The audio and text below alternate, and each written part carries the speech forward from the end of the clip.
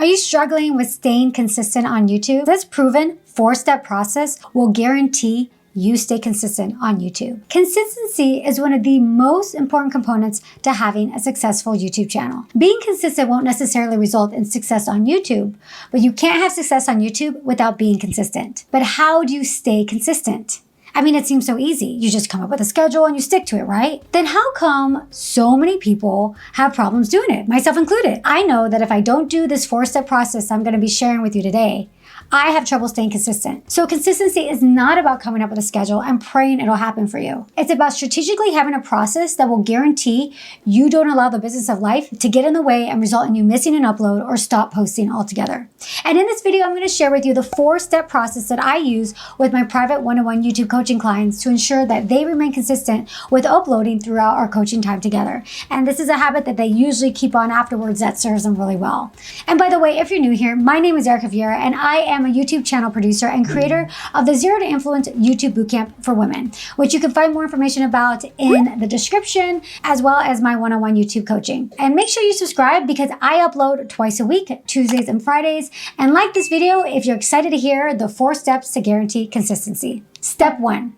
You need to decide how many videos you're going to be able to commit to every single week. A big mistake that I see people make is getting excited and a little ahead of themselves and saying they're going to upload 3 to 4 videos a week. And I'm here to tell you that is not an easy task.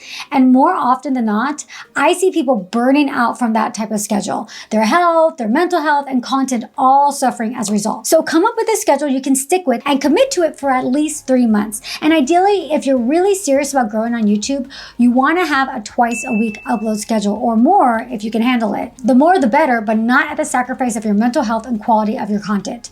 And once a week is better than nothing and is still consistent and still getting yourself out there, hopefully without you burning out. So if you can't do twice a week, then at a minimum do once a week. Step 2, pick a specific date and time you'll be uploading every single week. Everyone gets really hung up on when to upload for the most views. And honestly, at the end of the day, it really doesn't make that big of a difference. You just want to pick days and times you know that you can consistently stick with every single week. The reason that I'm telling you to pick a specific time and day is so that you can keep yourself accountable. You also want to put these days on your channel banner and periodically mention it in your videos, like I did earlier. I upload every Tuesday and Friday at 10 a.m. Pacific Standard Time.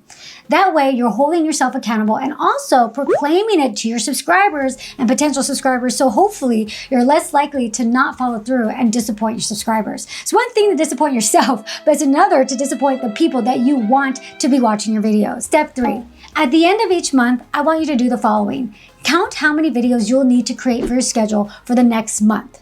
So if you're uploading twice a week, Tuesday and Friday, count the total number of Tuesdays and Fridays for that month and see how many videos you need to create that month to stay consistent. Spend time going through your video concepts or coming up with video ideas. And I actually have a ton of video idea videos that you can check out. And then what you do is you assign a video for each of those days. While doing that, come up with a title and thumbnail concept for each video. And on an Excel spreadsheet or a calendar, or what I actually love using is Airtable. It's completely free. It's kind of like Excel, but way better. You want to assign a video to each upload date so that it is there, written out on your calendar or your schedule. Step 4. So once you have your content calendar planned, you need to plan your month and when you're actually going to create these videos. So if you know you can film 4 videos a day, and you need 8 videos that month to stay consistent, then you're going to need to look at your calendar and pick 2 days that month to film. Or maybe you can only film 2 videos a day or 3 videos, whatever it is. Then, if you edit your own videos, pick the days to edit, and then pick dates to create the thumbnail and schedule out your videos on YouTube. Prior to your filming day, you'll want to set aside a planning day where you pre-plan each of those videos with either outlines, scripts, research, or whatever you need to do to be prepared to bang out multiple videos in one day. If you think the pre-planning will take you several days, then work that into your calendar. Same thing with editing. If you feel like editing 4 videos will take you 2 days, then block off that time in your calendar. The key to this is to block out the time and schedule everything out in advance so your entire month is planned out. So personally, I always start with the filming day. That's the one that I book first in my calendar. So say it's Friday, then I know that prior to that, and I usually like to do the pre-planning the day before, or if it takes 2 days, then the 2 days before, and then I schedule the pre-planning days before that. And then after filming, I set aside a day to edit and the day for thumbnails and so forth. Personally, I prefer to do everything in batches, and I find it to be the most time effective and productive. And that's what I teach my students and coaching clients to do as well.